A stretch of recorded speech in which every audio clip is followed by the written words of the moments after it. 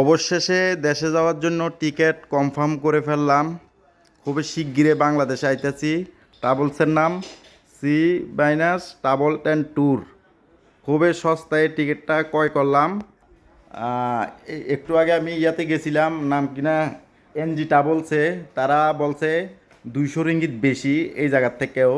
তো এবার দোকানে যদি আপনারা মানে কতারিয়া আসেন, কতারিয়া মার্কেটের ভিতরে দোকান, আমি আপনার এই সাইনবোর্ডটা আপনি দেখাই দেই। খুবই কম দামে সস্তাতে আপনি টিকিট ক্রয় করতে পারবেন। অবশ্যই এনজে ট্রাভেলস থেকে 200-300 রিঙ্গিতে কমে টিকিট ক্রয় করতে পারবেন, ঠিক আছে? তো যারা যারা মানে কলারামপুর কোতারিয়া থেকে টিকিট ক্রয় করবেন, এনজে ট্রাভেলস বাটফারগুলোর কাছে যাইবেন না। সিন্ডিকেটের মাধ্যমে বাংলাদেশের সৌর বাটফার এম্বাসি যারা নিয়োজিত আছে তাদের দুর্নীতির কাহিনিগুলো তুলে ধরবো ভবিষ্যতে যদি মানে মালয়েশিয়াতে থাকি। তো আর এই বাংলাদেশের যে ট্রাভেলসে আর এই বাংলাদেশের দূতাবাসের যেই বাটফারগুলা আমলিক সরকার থাকতে লুটটা ফুটটা খাইছে, তাদের নামেও আমি অ্যাম্বাসিতে যাই ভিডিও করছি একটা।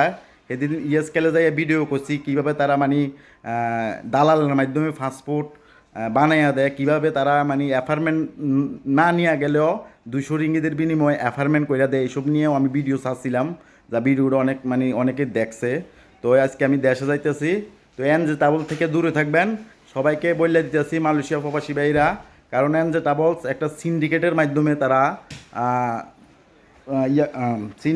মাধ্যমে তারা মানে টিকিটের দাম বেশি।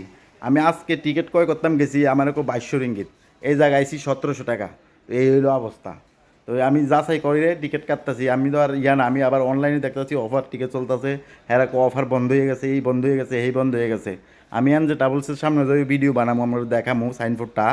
তারা বিভিন্ন লোকের মাধ্যমে প্রমোট কইরা ভাইরাল হয়েছে, এই জন্য তাদের মানে ভ্যালু বেশি, এই জন্য মানুষের থেকে টাকা মারে বেশি, ঠিক আছে? তো ভালো থাকবেন, আল্লাহ হাফেজ। দেশে যাওয়ার সময় ভিডিও দিতে আসছি ফেসবুক পেজে, আশা করি ভালো থাকবেন। তো এই দোকানের সামনের সাইনবোর্ডটা আমরা দেখাই আপনাদেরকে। তো এটা তো পিছনের সাইড।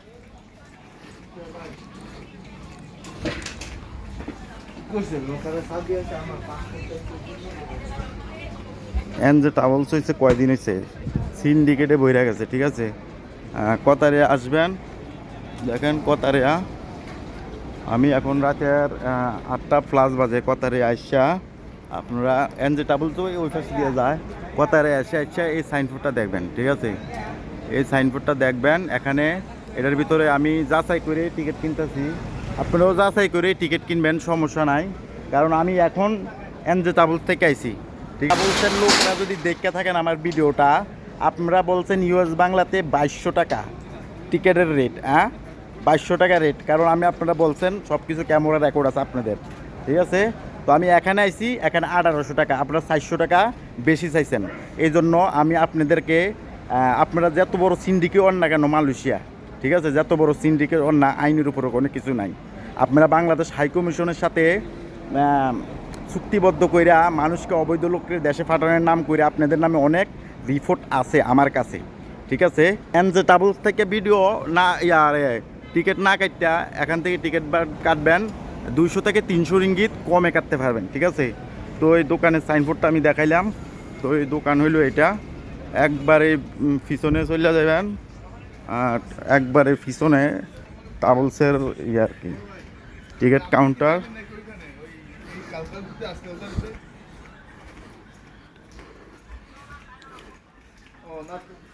ভাই কনফার্ম হয়েছে? এই হইলো টিকিট কাউন্টার।